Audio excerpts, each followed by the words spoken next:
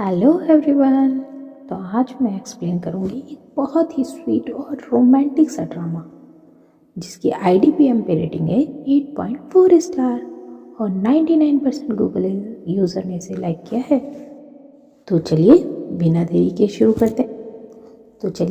करते हैं my unicorn girl का एक्सप्लेनेशन। तो हम पहले सीन में देखते हैं कि हमारी फीमेल कैरेक्टर लीड है संगटिंग। संगटिंग फिगर आइस स्केटिंग के लिए ऑडिशन देती है, जहाँ कुछ गलतियों के बावजूद भी वो सिलेक्ट हो जाती है क्योंकि जो नेक्स्ट कॉम्पिटिटर होती है वो आती ही नहीं। और यहाँ हमें पता चलता है कि संगटिंग बहुत ही लकी है, उसका हर काम किसी न किसी तरीके से हो ही जाता है। और इसके ही बाद हमें पता चलता है कि संगटिंग का एक और राज है कि संगटिंग बॉयज़ प्लेयर के रूप में आइस हॉकी खेलती है, यंग मास्टर संग के तौर पर, क्योंकि संगटिंग आइस हॉकी में बहुत ही अच्छी प्लेयर है। और जब संगटिंग ड्रेसिंग रूम से बाहर निकलती है तभी वो किसी से टकरा जाती है और उसकी आइस हॉकी स्टिक चेंज हो जाती है। और वो जिससे टकराती है हमारे ड्रामे का हीरो विंग। विंग हैंडसम और डैशिंग होने के अलावा बहुत ही अच्छा आइस हॉकी प्लेयर भी है और आज उसका मैच है। और जब वो मैच में पहुंचता है तब उसे एहसास होता है कि उसकी स्टिक तो चेंज हो गई है। बट विंग अपनी स्मार्टनेस और स्पीड से वो मैच जीत लेता है, लेकिन मैच का आखिरी गोल लगाते लगाते वो स्टिक 2 टुकड़ों में टूट जाती है। और इधर संग इतनी बढ़िया और एक्सपेंसिव स्टिक देखकर तो बहुत ही खुश होती है और बहुत अच्छा परफॉर्म करती है। उसके बाद वो स्टिक से बातें करने लगती है। तभी वहाँ पर मिंगजुन आता है। मिंगजुन संग की स्टिक वापस लाया होता है, लेकिन संग उससे पूछती है, मैं कैसे मान लूँ कि ये स्टिक तुम्हारी है, मुझे प्रूफ दो। तो मिंगजुन उसे बताता है कि हाँ ठीक है, ये स्टिक उसके मास्टर की है और उसकी स्टिक टूट गई है, बट वो उसकी स्टिक के कंपनसेशन में उसे बहुत सारे पैसे देते हैं। और इतने सारे पैसे देखकर तो संग बहुत खुश हो जाती है कि वो बहुत सारा मेकअप और न्यू ड्रेसेस लेगी। और इसी के बाद संग की बॉय गेटअप की मिसअंडरस्टैंडिंग में विंग भी उसके पीछे पीछे गर्ल्स वॉशरूम में चला जाता है। और वहाँ जाकर जब उसे एहसास होता है कि गर्ल्स वॉशरूम है तो संग के साथ वो एक वॉशरूम में छुप जाता है। और संग उससे पूछती है कि तुम यहाँ क्या कर रहे हो। तो विंग उससे बोलता है कि ये लाइन तो मेरी होनी चाहिए। तभी संग उससे कहती है, ओह परेशान होने की ज़रूरत नहीं है, मैं बहुत लकी, मैं 10 सेकंड में एक आइडिया सोचती हूँ जिससे तुम यहाँ से बच के निकल जाओगे। लेकिन विंग उससे पहले ही उसे वहाँ से बाहर धक्का दे देता है और सारी लड़कियाँ उसे पकड़ लेती है। और इसी मौके का फ़ायदा उठाकर विंग वहाँ से निकल जाता है और संग उन लड़कियों की पिटाई से बचने के लिए अपना विग उतारती है, तो वो लड़कियां उसे छोड़ देती है। और यहाँ संग बहुत बड़बड़ाते हुए विंग पे गुस्सा करते हुए बाहर निकलती है तो देखती है कि विंग एक इंटरव्यू दे रहा है, जहाँ मिंगजू के आते ही वो दोनों वहाँ से निकलने लगते हैं। तभी संग देखती है कि विंग उसे देखकर बहुत प्यारी स्माइल दे रहा है, बट अगले पल उसे एहसास होता है कि ये स्माइल उसके लिए नहीं, उसके पीछे से आ रही लड़की मेघना के लिए है। और मेघना का विग पर बहुत ही ज़्यादा क्रश है।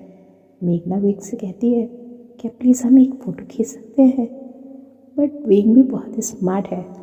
वो मेघना से बचने के लिए मिंगजुन का फ़ोन मांगता है और फ़ोटो क्लिक करने के बहाने उस फ़ोन को नीचे गिरा देता है और ऐसा प्रिटेंड करता है कि फ़ोन उसी की वजह से गिरा है। बेचारी मेघना विंग की ये चालाकी नहीं देख पाती, बट संग ही देख लेती है और बोलती है कि ये लड़का कितना ही चालाक है।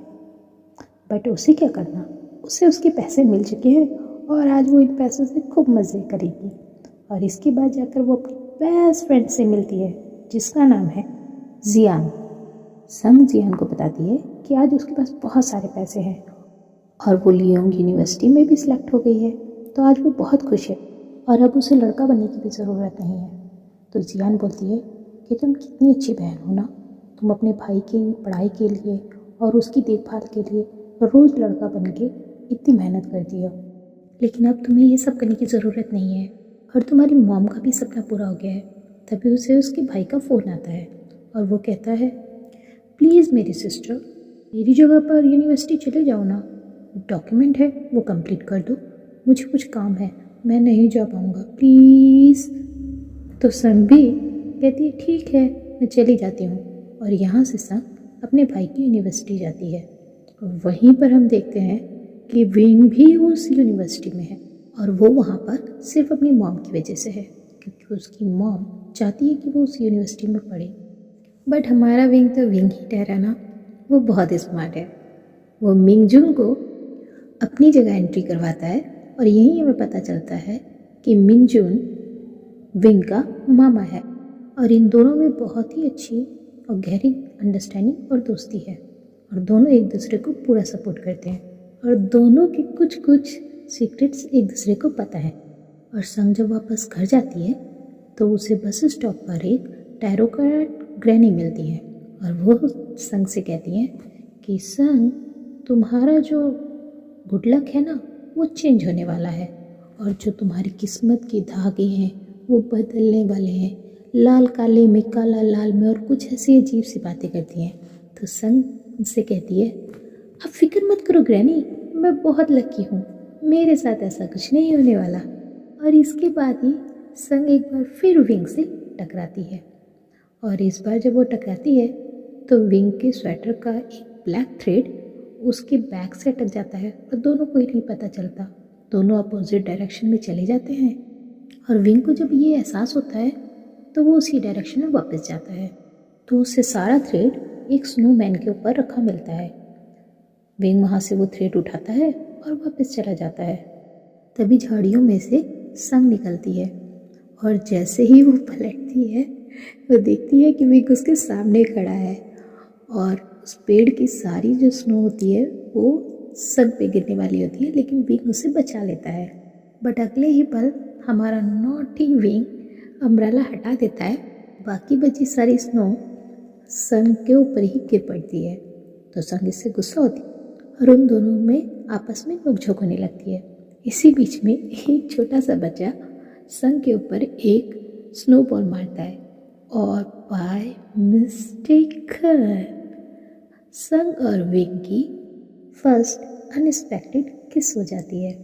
संग गुस्से में वहाँ से भाग जाती है बट विंग वहाँ पर होश खोकर खड़ा रहता है और बस विंग को ही देखता रहता है। और इधर संग को कॉल आता है कि उसका एडमिशन कैंसिल हो गया है। जब वो वहाँ पहुँचती है तो उसका फ़ोन भी टूट जाता है। इसके बाद जब वो घर जाती है तो पता चलता है कि उसके घर में आग लग गई है।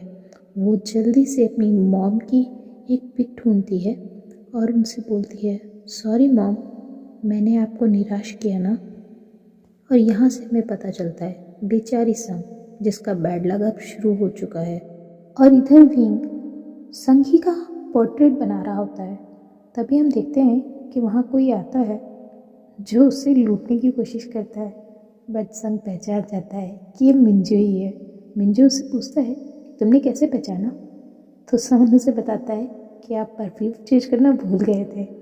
यहाँ बेचारा मिंजू ने अपनी बेचारगी दिखाता है तो मिंग उसे अपना क्रेडिट कार्ड दे देता है और तब हमें पता चलता है विंग का सबसे बड़ा राज कि विंग को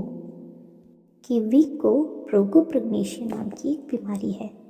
इस बीमारी में विंग को सब कुछ दिखाई देता है बट उसे फेस किसी के नहीं दिखाई देते, चाहे मैच में हो या वो मेघना हो या वो कोई भी हो, उसे किसी का भी फेस साफ नहीं दिखाई देता, वो धुंधले ही दिखाई देते हैं। लेकिन संग के किस के बाद उसे संग का फेस पहली बार एकदम साफ और सही दिखाई दिया, इसलिए वो हैरान है कि उसने कैसे उसे देखा और वो संग का पोर्ट्रेट बना रहा है। आज उसने पहली बार किसी का पोर्ट्रेट बनाया है।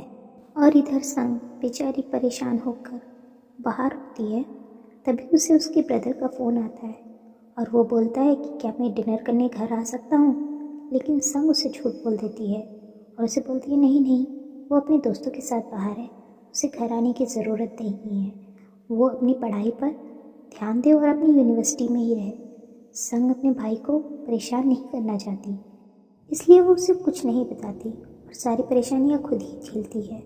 विंग एक बार फिर से परेशान संग को सड़क पर जाते हुए देखता है और यहाँ पर उसे किसी और का चेहरा नहीं दिखाई देता, सिर्फ संग ही है जो उसे साफ साफ दिखाई दे रही है।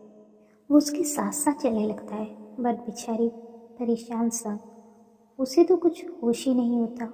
वो एक बेंच पे जाके बैठ जाती है और रोने लगती है और इधर विंग सिर्फ उसे ही देख रहा होता है। और स्नो गिर रही होती है, इसलिए वो अपना ब्लैक अम्ब्रेला उसके पास ही छोड़ के चला जाता है और संग भी उस अम्ब्रेला को अपने पास रख लेती है।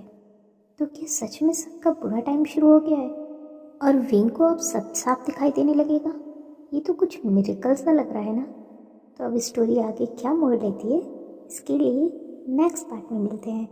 और अगर आपको ये स्टोरी पसंद आए तो please subscribe my channel, press bell icon and please एक लाइक भी कर दीजिएगा। Till then bye.